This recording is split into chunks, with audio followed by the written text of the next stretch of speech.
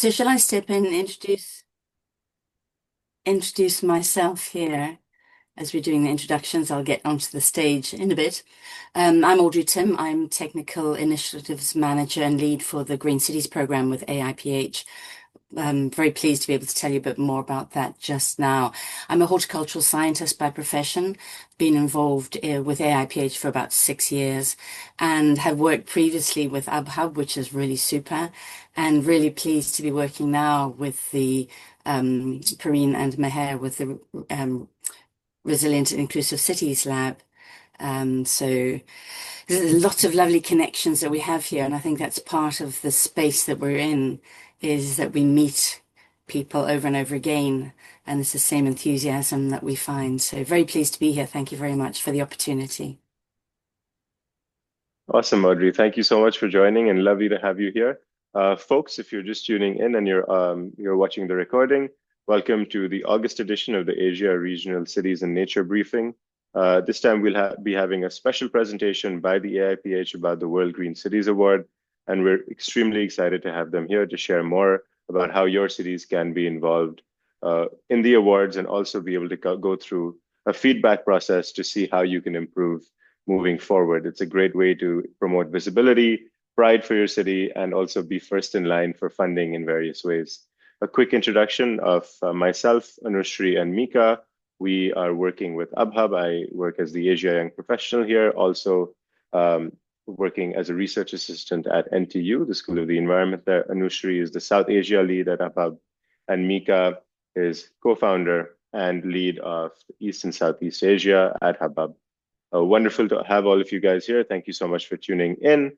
We'll get started, Audrey, in fact, with the 2026 AIPH World Green Cities Awards, after which we'll go take a little group photo with everyone. So I'd request that you have your videos on for that. And then very happy to have an open discussion, questions from the audience, etc.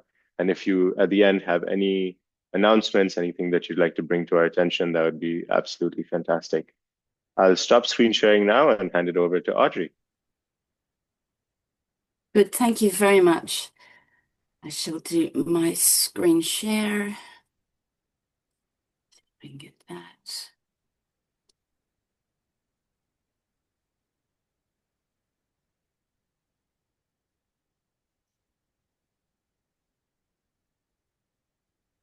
Is that working? Are you getting the slide presentation or just my screen? We're see. seeing the PowerPoint, but not the screen share. Okay. Or sorry, slideshow. Oh, there you go. Slideshow. There you go. Excellent. Fantastic. Super. So again, very lovely to be here. Thank you very much for the introduction. My contact details are there. So if there are any questions beyond this, please do let me know. I'm very happy to have this opportunity to talk to you about the AIPH World Green City Awards. I'll tell you a bit first about AIPH before we talk about the awards. But the awards, we came up with this lovely slogan, everyone wins, cities, people, planet. And that's very much the reason why we are involved with the Green City Programme with AIPH and the AIPH World Green City Awards. These QR codes will take you to our website where you can find out more information and find the link to enter the AIPH World Green City Awards 2026. AIPH, we are the International Association of Horticultural Producers. The reason why the acronym is reversed is the organization was established in 1948, set up in Switzerland. So the acronym is actually the French for International Association of Horticultural Producers. Our vision, we are the world champion for the power of plants. We're a non-profit organization registered in Brussels. We have a very firm organizational structure as is required. Our secretariat is based in the UK. I'm based in the UK and I've been with AIPH for about 6 years now. AIPH is an association. It's an association of associations. Our members are the national associations representing the ornamental horticulture sector. and they are the growers, the wholesalers, retailers, and it's mostly countries, but sometimes it's regions. We have 70 plus members and we have global coverage. Just to be clear here, we represent the ornamental horticulture sector. Ornamental horticulture is all of the plants that are part of your lives in your gardens, your homes, your parks, your cities, your offices, everything except agriculture. So it's not formal agriculture. And we've had a lot of discussion about the term ornamentals because it belies the essential nature of the plants that we work with. They are very much an integral part of how we live and how our quality of life is affected. In AIPH, what we do is we put flower, plant, and landscaping products and surfaces on a global agenda. These are a number of ways that we are active. But essentially, what we're trying to do is to bring more plants into more places of more people's lives. And we do this by demonstrating the benefits of it, by supporting the grower organizations, by creating knowledge exchange and connections and networking. We work very well with a range of international partners, and our partners help us extend our influence and our impact. But we work with partners who have a shared vision, and we're looking at influencing key global processes that drive systemic change. This is recognizing how plants are critical to global biodiversity, critical to climate adaptation, and any disaster risk efforts. And this is what we do for securing our collective future, which is increasingly more urban. So we set up the AIPH World Green City Awards. Our first edition was 2022, but that was 3-4 years in the making. And we set it up as in response to cities who were implementing greening efforts, but weren't really necessarily getting the recognition that they deserve for it. And the recognition, not just for themselves as bold leaders, but the recognition how plants and nature can make such a difference in cities. So the awards were set up to recognize the role of city authorities, but it's very much about supporting greater inclusion of nature and plants in urban environments. They bring global recognition to the winners and to the entries. And by doing this, we are essentially creating an enabling environment that nurtures a strategic shift in city form and function. The AIPH World Green City Awards is run every 2 years. Our first edition was in 2022. It is run every 2 years because it takes 2 years for us to set it up and to get our cities entered. First edition 2022, second edition 2024, and building on the success of it, we're very pleased that the AIPH World Green City Awards 2026 is now open for entries. I'll just talk a bit about the previous editions and how pleased we are and how well we feel it represents the global urban greening movement. These were the finalists in the 2022 awards. You can see from that we cover quite a range of countries around the world. Some countries are represented more than once, so they're obviously very excited about the work they're doing. The grand winner of the 2022 awards was the state of Telangana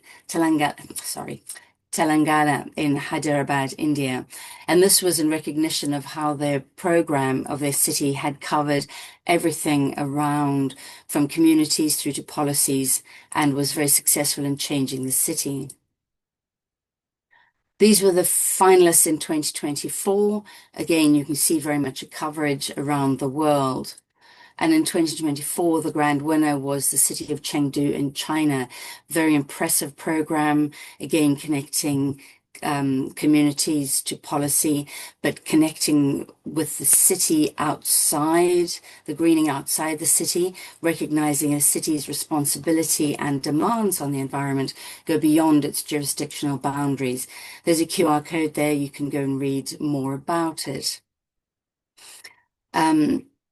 So the World Green City Awards 2026 is now open. It's offered in 7 award categories. I mentioned that AIPH is the world's champion for the power of plants. The 7 award categories demonstrate where we feel the power of plants have a very strong evidence base in changing the way that cities function and the way that cities look. So we have the 7 award categories where we look at living green. This is living green as in plants and nature to distinguish from the sustainability aspects that are very important, but are called green. We talk about living green.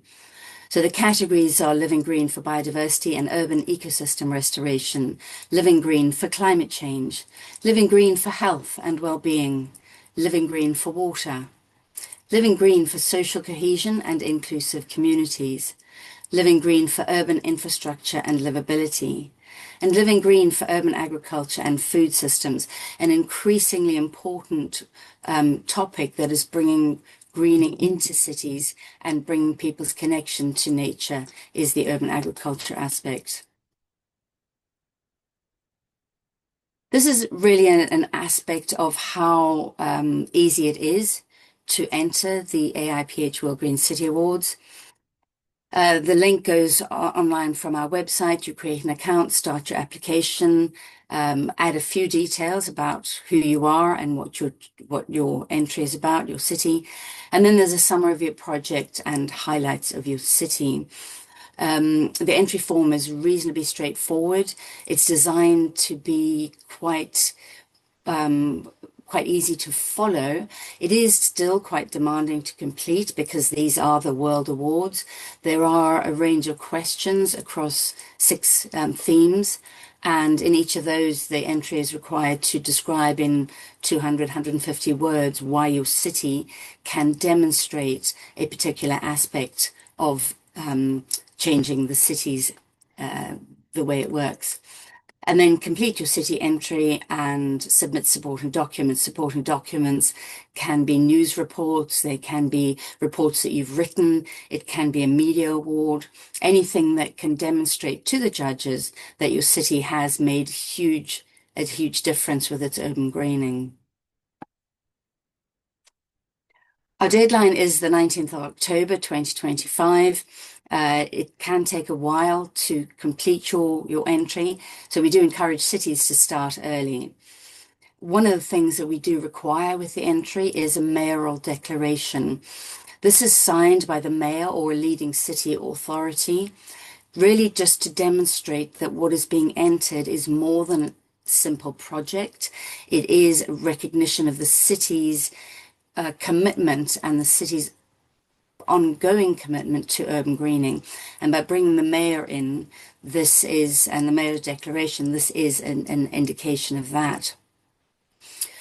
The finalists will be announced in March, April 2026, and there will be an invitation to the Gala Awards ceremony. This is another aspect of the mayoral declaration, because if a city comes to be a finalist and they're invited to come to a ceremony, we need to know who is going to be there, and generally it's a mayor or a leading city authority.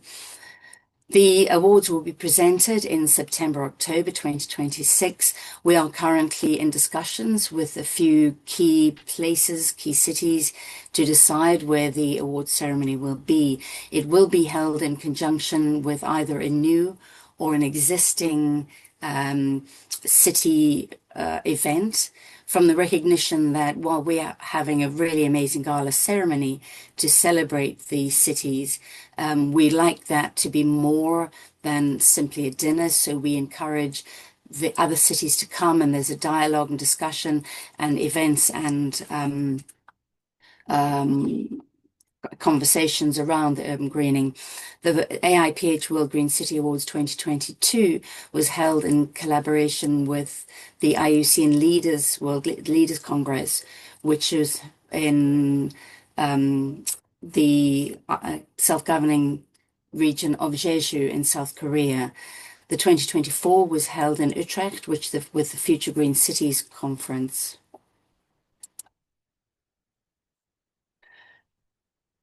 So some numbers around it. There are 7 categories. from each of those categories, a two-stage judging process will select 3 finalists. So there's 21 finalists. From those, 1 category winner will be selected, 7 category winners. From those category winners, 1 grand winner will be selected. So that's the process leading up to the entries.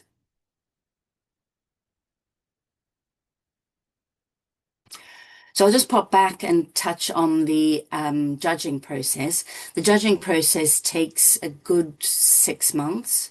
It's one of the reasons why the AIPH World Green City Awards is held every 2 years. The judging process is done in 2 phases. In the first phase, a technical panel of world experts. Many of you are on this call, or you will know people who have served on it.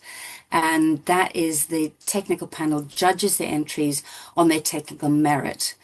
From what's written in the entry, can the technical panel see, is there sufficient evidence that what is being described can deliver, and can deliver in changing the city and making the city function better, bringing plants and nature into the city. Each of the technical panel will judge multiple entries. We try and keep it to their speciality, but we like to cross themes, because bringing plants and nature into your city might address one aspect, but it will be addressing other aspects. Bringing in something that supports the community will certainly increase biodiversity. It will certainly increase the city's resilience. The tech panel chooses the 3 finalists in each category. These 21 finalists are then introduced to a jury. And the jury is comprised of people who have some form of, I guess, influence, but certainly are the people who are shaping the world and the future of our greening in our cities. And the jury then selects the 7 category winners, and then from those 7 category winners selects the grand winner. So it's quite a long process and very thorough. We need to know that the cities that are being selected are indeed the best.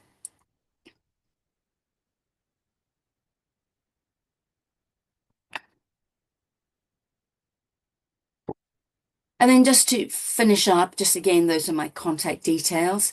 The winners of the awards are very much part of our mission to bring more plants into more places and more people's lives. When the cities that enter the finalists and then the winners get global recognition, we promote them through our networks. We have a range of programs within our Green City program. And that's very much about celebrating the cities and the winners. We get them to present at webinars.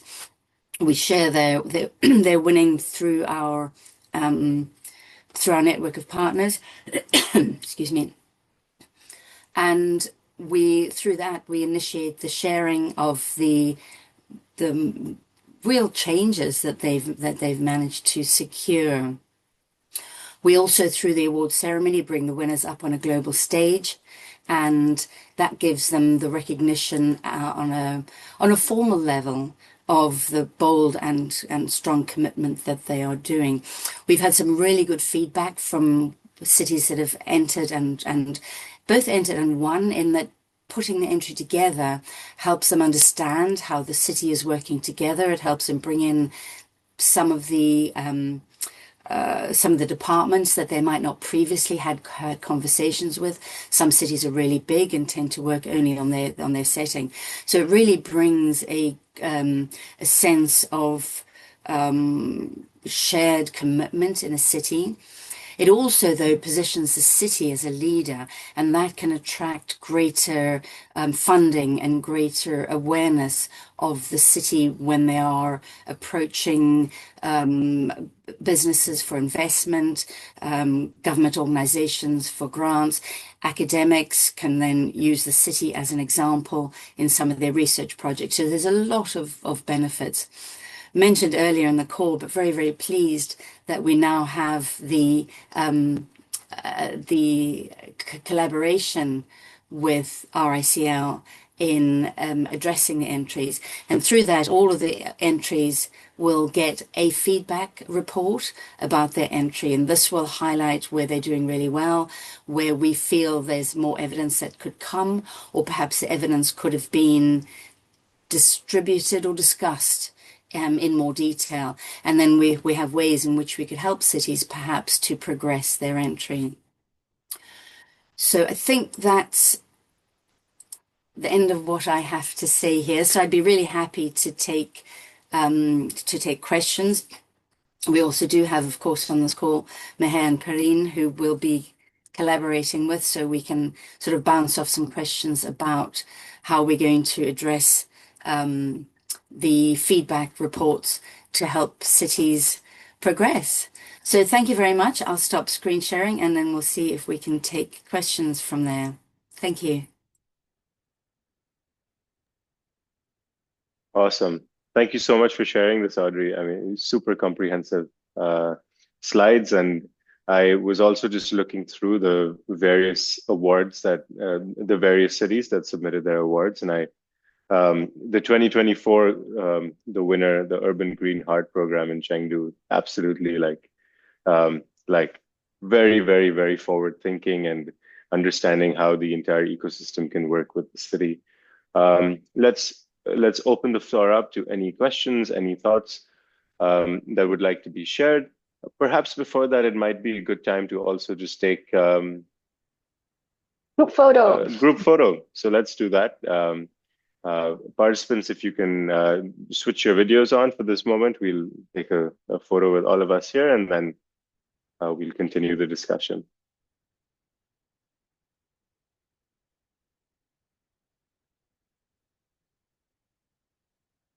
Anushree, whenever you're ready. I'm just giving them 1 minute because people are just switching it on. Of course, of course. Yeah. Okay, maybe I can now. Yeah. Smile. Fantastic. Thanks a lot. Thank you so much.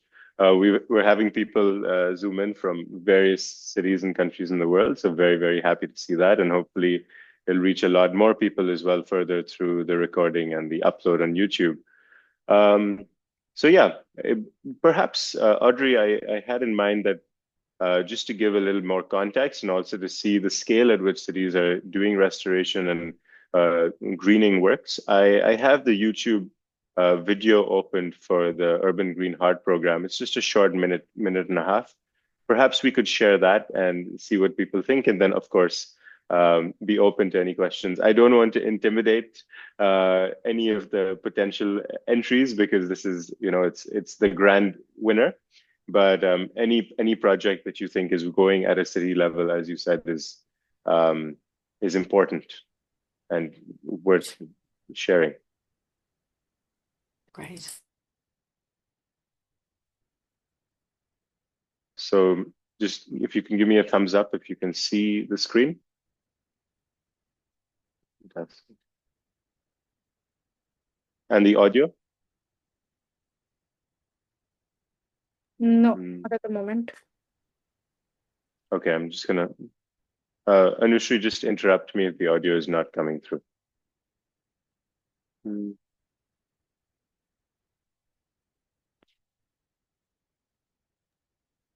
No audio. No audio. Okay. Let me just put subtitles on. You can, hopefully that'll I work. think you have to share your audio. So you have to stop sharing, and then when you share, there's a small little button checkbox that you can say share your audio.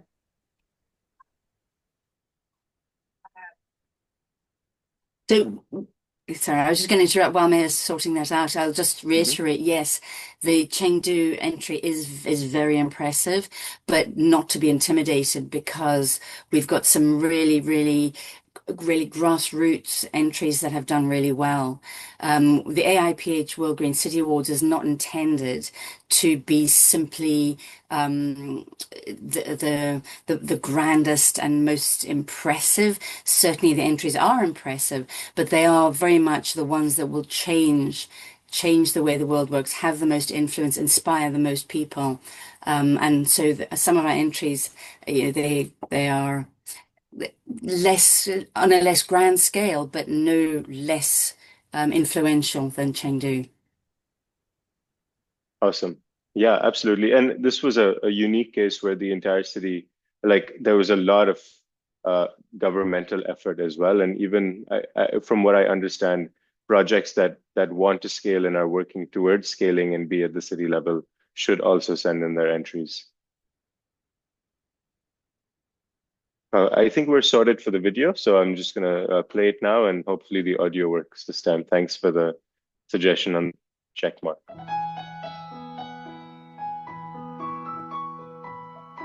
Chengdu, a park city at the foot of snow mountains, a vibrant metropolis featured with colorful leisure life, is where President Xi Jinping initially proposed the philosophy of Park City for city development. To further promote the beautiful landscape of the park city, Chengdu put much effort to implement the initiative of a city nourished by the 5 green spaces, which aims to build a park system interwoven with lucid water and green spaces. Chengdu Longquan Mountain Urban Forest Park aims to build a park city demonstration area, exercising the new development philosophy through scientific greening. We launched the major ecological projects in high standard, such as the ecological vegetation restoration, the biodiversity conservation, Tianfu Zoo and Botanical Garden, to strengthen the 6 functions of ecological conservation. Leisure tourism, sports and fitness, cultural demonstration, high-end services, and external communication. Finally, to build a world-class urban green heart, an international urban reception hall, and an ecological paradise loved by residents and tourists.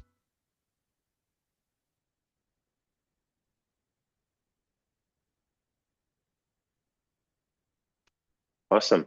Okay, so from smaller scale grassroots initiative to something as major as this, and we're really excited to feature and work with all of them.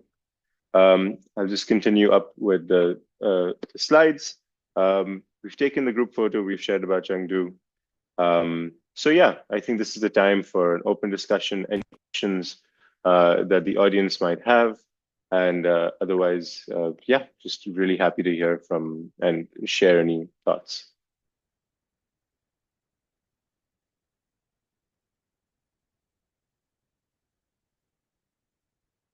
So I had a question, Audrey. Do the applications need to be program specific, or could they be project that they have implemented? And Yeah, question, yeah. Yeah, Nish, a good question. So the aspect that we're looking for, it is the overall city involvement, and this is to distinguish it. It was partly to distinguish it from other competitions. You know, you'll get the World Landscape Architecture Awards, you'll get World Green Infrastructure Network Awards. All of those awards are very much about a project. What we're looking at more is a citywide commitment. So a project can be used as an example of citywide commitment, but it then must demonstrate how an individual project has been part of the city itself and the city's commitment overall to change. So it's not just about one part of the city, it's about the city's overall commitment and how a project might be an indication of that. That's really what we're looking at. And with that, you know, anyone can initiate an award. So while it has to have the mayoral sign off, it has to have the city approving it. It could be a community group who's done a project in their local park or in their school. It could be a landscape professional who's been involved in a very good project. They can initiate it, but it does have to connect with the city as a whole. So it's very much about the excitement for the awards might come from someone who's been directly involved in it. It doesn't have to come from a very hierarchical patriarchal city decision, but the city must be involved. And with that, we're really looking at that shift in how cities think about greening, and that must happen at that level of decision making for it really to change cities, how cities think about greening. So while the actual change might happen by the individual project or community group or small, but we're looking for that shift that cities see greening as part of their solution.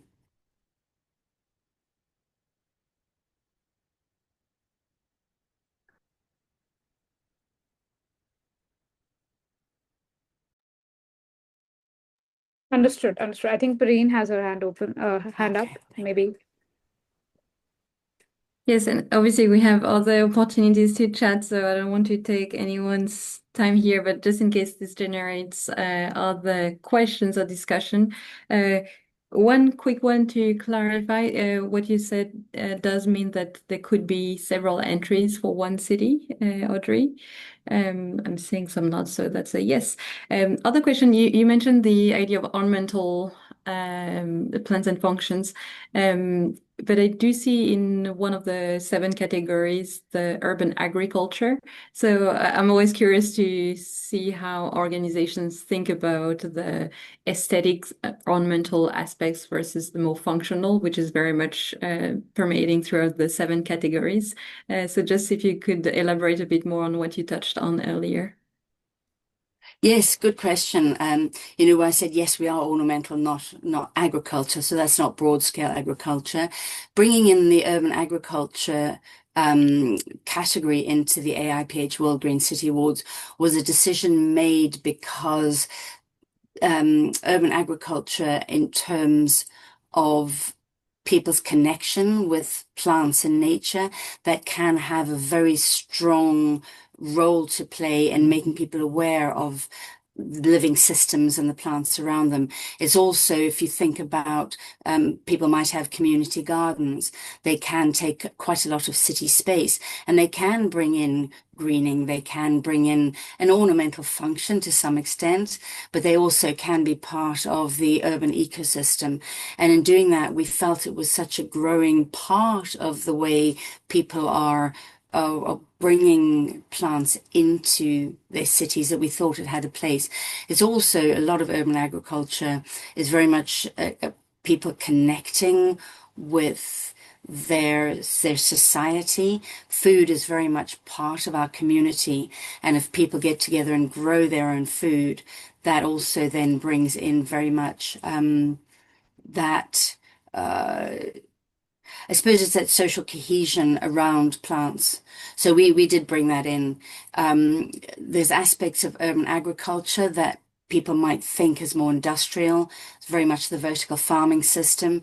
It still, though, is bringing an awareness to people about plants in the city. So we felt it had a place, and some of the entries and some of the winners in the urban ag category could cross over into some of the other aspects, some of the other categories. But yeah, good point. Yeah, thank you. That surely resonates with some of our work on community gardens, even in informal settlement upgrading programs in the region. And I think that I can definitely see the rationale here. Thank you for clarifying. One more question, Audrey, just because I have another one. If that's okay. If anybody else has questions, maybe they can go ahead. Sorry. Just one thing is about, do you guys also look at the kind of practice that is put in? Like, for example, Miyawaki as a concept, or critiquing some of the initiatives which are categorized or broadly spoken to be a nature-based solutions. Do you guys get into all of those nitty-gritties in this awards, or no? That's like something. So really for us, yeah, no, it is. I mean, all of those will be valid. But what we're really looking for in the entry is the city being able to describe and to motivate how what they've done has solved a city problem. So cities could have a problem that is a very big problem, but affects, a part of the city. Is something like city flooding. The flood might happen in a particular part of the city and needs to be addressed, but things that happen all around the city can change the potential for flooding. Or it could be a problem that is widespread across the city, such as an urban heat island effect, which might be more localized in some spots, but generally will be all over. And so we look to the entry to say what they've done, what the problem was, and how what they've done has solved the problem, how it has connected with a range of different stakeholders, how they've looked at transferring their findings to other parts of the city, to other cities, to other countries, how they've looked at monitoring and the evidence that they can get, where the science base is that they can demonstrate. So it's all those aspects. And yes, there are some technical parts in it, but it's not specific as to which ones are. We don't give them feedback at this stage as which ones are better or worse. One of the things we are looking at now with that new collaboration is to give cities feedback about what they might have demonstrated. There'll be a bit of a question about aspects that they might have missed out in their entry, and we'll be looking at where they may have done something but not fully recognized the benefits, and that might be a different way of monitoring, or it might be different aspects of doing it. And from that we draw from our experience with cities. And just to be clear that feedback is not going to affect any of the judging. It will be after the judging. So any feedback we give to cities is for the cities themselves to think about what they're doing and find ways to improve. But it's not going to affect the judging, not for this round for sure. But it's interesting with that. I mean, you mentioned nature-based solutions. It's something that comes up quite often because nature-based solutions is a very specific treatments. Like you mentioned, the Miyawaki, that's not general urban forest. That's a very specific method. Nature-based solutions is a very specific method. And the IUCN Global Standard for Nature-Based Solutions, I feel, does really well and sets out very clearly what is a nature-based solution and what is not. Simply putting in a new city park is not necessarily a nature-based solution. It might be, but it's got to fulfill a range of obligations before they can actually claim that. I'm very pleased to see the progress that is currently being done at sort of redefining how the IUCN Global Standard for Nature-Based Solutions can be applicable in cities. And I think as far as an investment strategy, I think that's really going to be superb in bringing investment into cities, because it's very clear about what's being done, what's being monitored, and what is being delivered. So I think that's an aspect of keeping the technical stuff, the terminology quite appropriate. Thanks a lot for sharing, Audrey, about the IUCN and the nature-based solutions framework. They're also researching and doing some work on that. Just to provide some further support for the cities that are tuning in today, could you give us a few examples, perhaps, of what kinds of projects have been submitted and at what stage these projects have been when they've been submitted for the awards? We've had people in previous iterations of this briefing, we've had people from Karachi who have spoken about mangrove reforestation at the Indus River Delta and very, very large scale reforestation. We had also people from Japan speaking about just waterway restoration, and this was an initiative that was very ground up, supported by students in a school. We've had people from India tune in and speak about their projects. So of course, it will look different for every city. It will be, there are multiple things happening, a plethora of things happening at the same scale. So just to run imagination a little bit, what kinds of projects have you seen being submitted to the awards, and what stage and what kind of size they are? Yes, sure. Happy to describe a bit more. Um, so I'll answer first about what stage. We are looking for things that have already been implemented partially. So the main part of, but that are quite new. So we're looking at something that's really been implemented within the last 4 years. We are the entry needs to be something that is already active. It's not a plan. It's not an idea. It's something that's already been implemented and can demonstrate measurable benefits, but certainly it has to be quite recent. The range of products is just, it's really vast. So some of the things that we've had were the Oasis School project in Paris, which started off with a few schools and then has become a city-wide aspect where the schools actually that get greening in their school ground and they become then the social hubs that are particularly for urban heat. It is very interesting if you look at a city, schools are really are very frequently dispersed. Generally, people like to live nearest to a school if they can, and so schools are really there's a complete network of schools around a city. So that was really very good. We've also had the Melbourne urban greening factor, was it? I'm not sure it was called that, but that's what it was.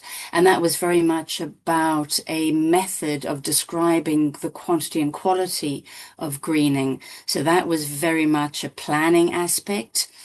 And the entry showed how that had been used and how that was changing how the city had worked. We've had entries from some of the forgive me not to pop the names straight up, but some of the South American countries where they've used an urban agriculture, and Perrine, this is really interesting for your question, which was about a range of urban ag community gardens around the city that then they used as an element of tourism. So it was a complete network where somebody would come and they'd see one and then you'd walk and you see the other. So it was both generating pride in the city. It was bringing in tourists. It was connecting with food, connecting with people's their own community. We've seen Chengdu, and that's another interesting one. You mentioned mangroves. It's interesting to figure out sort of where the urban greening with a city stops and becomes nature conservation, and where it spills over into a city recognizing that space beyond its city boundaries. And Chengdu was really good at that. There's a lot of very active work happening in the urban fringes, the peri-urban stage, which is very much about restoration, but it brings the city into the focus of nature and nature conservation. So while it might not be changing the greening at the center of the city, it's changing the city as a green space and how the city works. Mangroves are really, really fascinating. They are having such good impact on how cities function, and that's some of the resilience of cities. So it might not be in the center of a city, but it does impact on the city. So it's the boundary between what a city is doing and how it talks about that as its urban greening strategy isn't particularly clear. But really, the city, what we're looking for is how the city is thinking about how it responds to its built environment, how it responds to its built infrastructure. A lot of cities live in biodiversity hotspots, and any city expansion is really going to destroy nature. So if we can look at a city that's bringing some of that nature into the city and therefore not expanding further, that's contributing to nature conservation, and that's one of the city's greening processes. So those are a range of cities that have had involvement. I think that gives a bit of a background, a bit of outline of cities that have been involved. We had one of our entries that was actually in Montreal, and that was looking at bioremediation of polluted water. And the project itself was done by the Botanic Garden and looking at plants that could filter polluted water. And then they were rolling that out into different parts of the city where flooding would catch water, bioremediation would filter the water, and then that would stop water being polluted or staying and going into waterways. It's just fascinating to find out and to learn about the ways that cities are looking at greening. So I hope that answers your question a bit, Meher. Absolutely, absolutely. Thank you so much. Thanks for sharing from your own inventory as well of knowledge and memory. Yeah, perhaps we're on time now, so maybe a final question before we wrap up and open it up for any attendee announcements or anything that anyone would like to share. Maybe a fun fact about biodiversity in your region, maybe an update or news as well. So any last questions or anything you'd like to share, now's the time.